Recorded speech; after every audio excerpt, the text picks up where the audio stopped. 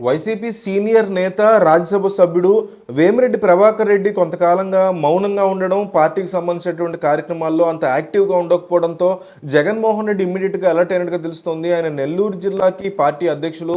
So నెల్లూరులో ఎక్కువ సీట్లు కావాలి, నెల్లూరు ప్రాంతంలో తమ యొక్క పంజా విసరాలి అని ప్లాన్ చేస్తున్నటువంటి జగన్మోహన్ రెడ్డికి ఈయన మౌనం చాలా డిస్టర్బింగ్గా అనిపిస్తుంది. ఆయనకు ఉన్నటువంటి ఇబ్బంది ఏంటి, ఆయన ఎందుకు మౌనం దాల్చాల్సి వచ్చింది, బహిరంగంగా ఎక్కడ ఆయన ఒక రకమైన విమర్శ చేయలేదు, అట్లాగని పార్టీకి రాజీనామా చేయలేదు, అట్లాగని మింగిల్ అవ్వట్లేదు పార్టీకి సంబంధించినటువంటి అంశాల్లో. సో దీన్ని తేల్చుకోవాలి అనేటువంటి ఫీలింగ్లో ఇప్పటికే జగన్మోహన్ రెడ్డి వచ్చినట్టుగా తెలుస్తోంది. దానికోసం ఆయన అవసరమైతే వేమిరెడ్డి ప్రభాకర్ రెడ్డి వద్దకు వెళ్ళైనా సరే విషయాన్ని తేల్చుకోవడానికి సిద్ధంగా ఉన్నారు. ఎందుకంటే ఆయన చాలా సీనియర్ లీడరు.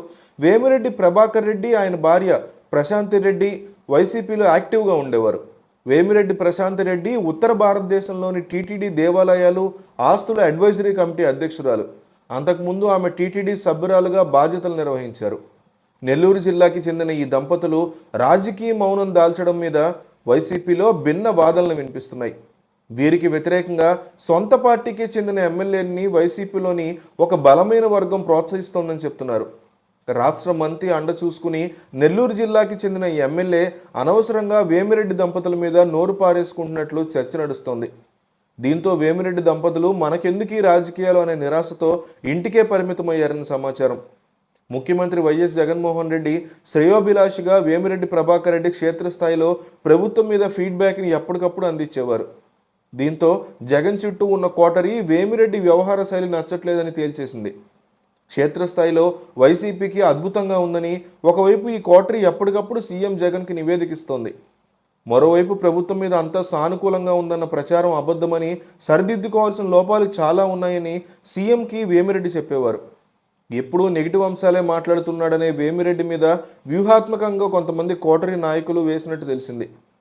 మరోవైపు లోపాల గురించి చెప్పిన జగన్ పట్టించుకోకపోవడం, అట్లాగే సొంత జిల్లాకి చెందిన యువ ఎమ్మెల్యేని తమ మీద ఎగదోయడాన్ని వేమిరెడ్డి దంపతులు జీర్ణించుకోలేకపోతున్నారు.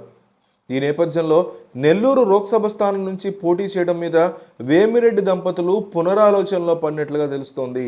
వైసీపీ రాజకీయాల్లో కూలుకుపోయి మనశ్శాంతిని కోల్పోతామని వేమిరెడ్డి దంపతులు భావిస్తున్నారని సమాచారం.